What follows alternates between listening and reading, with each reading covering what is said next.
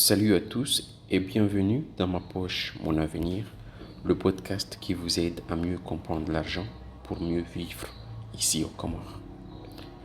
Je m'appelle Biadila Abdou, je suis contrôleur permanent et responsable LBCFT chez Mekmoeli avec plus de 6 ans d'expérience dans le domaine de la finance, du contrôle interne et de la conformité. Je suis aussi passionné par le marketing digital et surtout la transmission de savoir financier à notre communauté.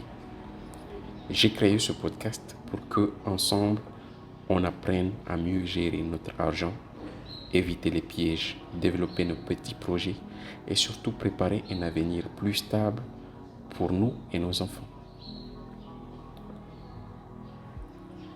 Alors, c'est quoi exactement l'éducation financière et surtout pourquoi c'est si important chez nous au Comores?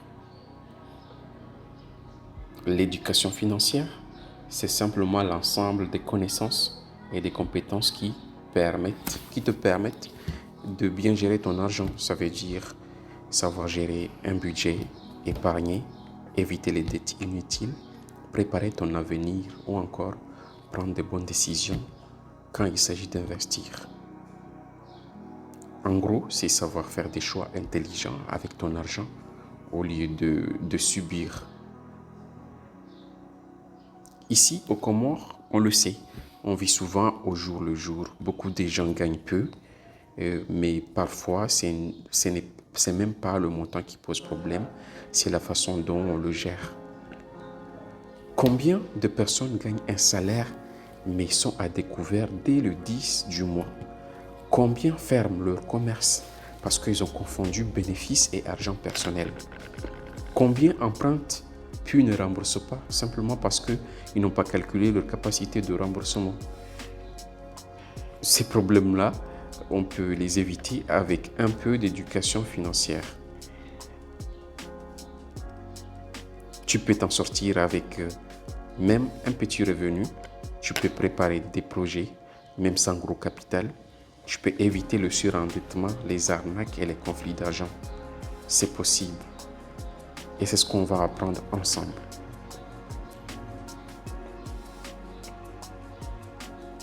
Imagine Amina, vendeuse de beignets à Famboni. Elle gagne 5 000 par jour, soit environ 100 000 par mois. Avant, elle dépensait tout sans vraiment y penser. Mais aujourd'hui, Amina a changé sa manière de faire. Elle met 2 000 de côté chaque jour. Elle tient un petit carnet de comptes. Résultat, en 6 mois, elle a pu acheter une nouvelle marmite, payer les fournitures scolaires de ses enfants et même déposer un peu d'argent à la Mecque.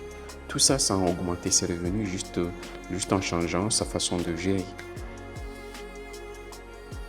Comme quoi, ce n'est pas une question de combien tu gagnes, c'est surtout comment tu le gères.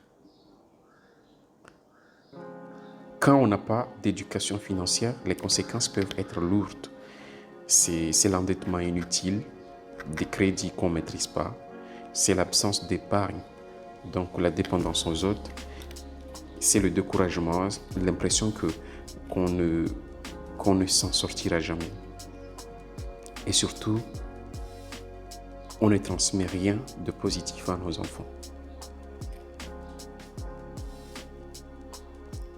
Un peuple sans éducation financière, c'est un peuple vulnérable, facile à manipuler et toujours dépend des autres. Il est temps de changer ça. Pas besoin d'être économiste ni riche. Tu peux commencer aujourd'hui avec ce que tu as. Dans ce podcast, je vais t'aider à mieux gérer ton argent, comprendre comment fonctionnent les crédits, les épargnes, les microfinances, développer un état d'esprit de réussite et de solidarité. Si tu veux t'en sortir financièrement, l'éducation financière est ta première arme. Alors, abonne-toi, partage cet épisode avec tes amis et retrouve-moi la semaine prochaine pour un nouveau sujet. Comment faire un budget simple, même avec 50 000 francs par mois?